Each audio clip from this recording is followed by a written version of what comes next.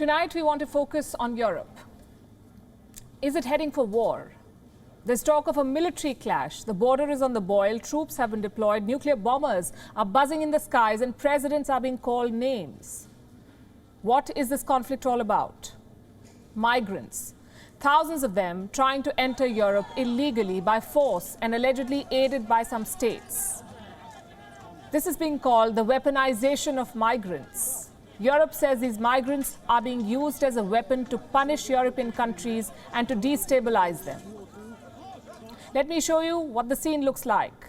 This is the Poland-Belarus border, like a war zone, threatening not just Poland, but the whole of Europe.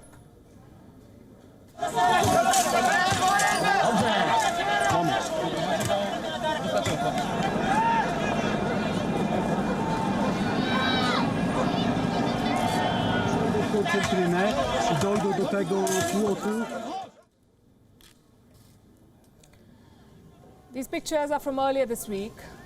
These migrants are violent. They have come with shovels. They're cutting down trees and using them as weapons to breach the fences just to get to the other side. It shows their desperation. It's a humanitarian crisis, but there's more to it. Europe says it has been orchestrated, that these people have been brought here by Belarus and Russia, that they have been weaponized because Russia wants to destabilize Europe. What does Russia say? How has it responded? Russia has deployed nuclear-capable bombers. For 2 days now, these planes have been flying near the Polish border. Escorting these Russian planes are Belarusian fighter jets. Belarus says these flights will now be a regular affair. On the other side of the border, Poland has deployed 15,000 soldiers to deal with 2,000 migrants, or weapons, as Europe is calling them. This is not an active war zone yet, but it has all the makings of one. Think about it. In the past, wars led to migrant crises. Now migration might trigger a war. On Gravitas tonight, we'll discuss why the threat of migration wars is real. We'll begin with the latest from the Poland-Belarus border. The crisis is deepening. The flashpoint is near Kuznica. It's a village in northeastern Poland, and this is a major border crossing. Migrants have gathered here in the area close by. They're on the Belarusian side, and they've been here for several days now. The conditions are harsh. The migrants have no food or water. They're camping in freezing temperatures. How did they get here? Poland says Belarus is transporting them by the hundreds. That they were brought from West Asia on special flights. They were promised a better life in Europe, and then they were abandoned at the border. Poland is calling this a hybrid attack by Belarus. Why would Belarus attack Poland, or Europe for that matter?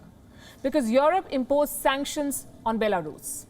After the controversial election of President Lukashenko and the crackdown on protesters in Belarus, Europe imposed sanctions. This was last year. Now, this migrant crisis is in retaliation for those sanctions. That's what Europe says, and not without reason. The Belarusian leader, Alexander Lukashenko, is making fresh threats after weaponizing migrants.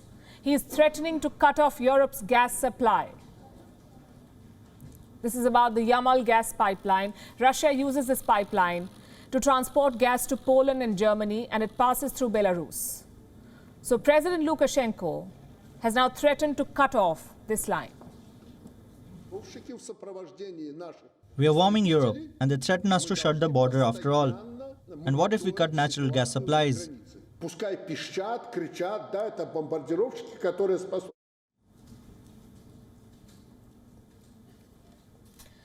Poland is responding to these threats by showing the world what Lukashenko is up to. The Polish Interior Ministry has released a damaging video.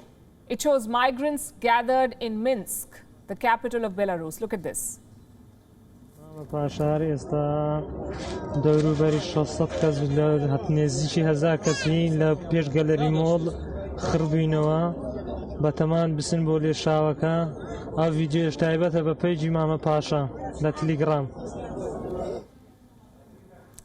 We don't know if these migrants are at the border or if they are in Minsk. Wherever they are, they're trapped.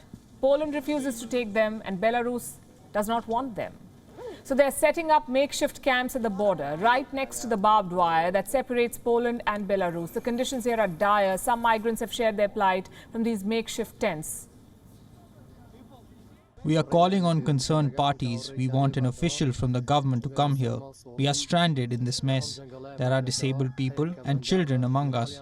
There are children who are 1 or 2 years old, as well as pregnant women. We don't have food. The conditions here are terrible. We are bringing trees from the forest to light bonfires and warm ourselves. It's a tough battle for survival. Many have died of hypothermia or extreme cold in this region. Some others are resorting to violent means to get into Poland. These are people who fled war zones only to be caught between two hostile countries and life-threatening cold. It's an extremely unfortunate situation. The world is watching these pictures with horror. What are world leaders doing?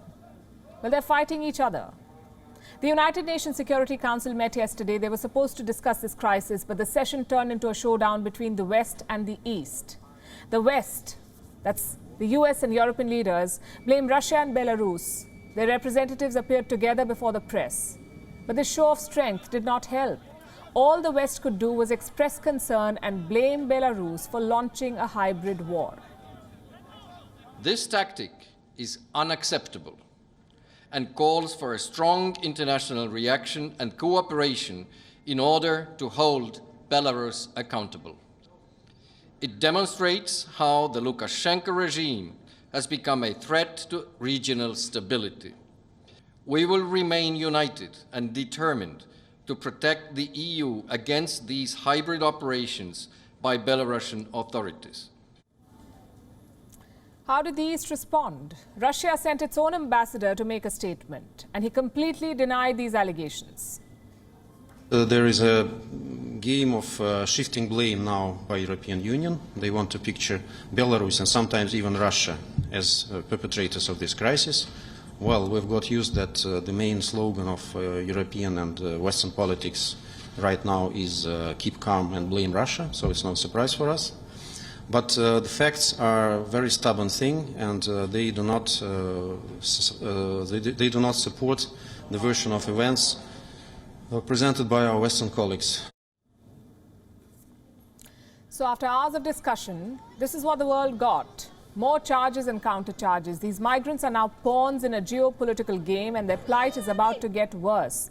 Europe wants to close its doors to migrants. It wants to build walls. The European Union is considering a plan. It wants to build fences at European borders to block illegal migrants. Last month, the Polish parliament voted in favor of building a $400 million wall along the border with Belarus.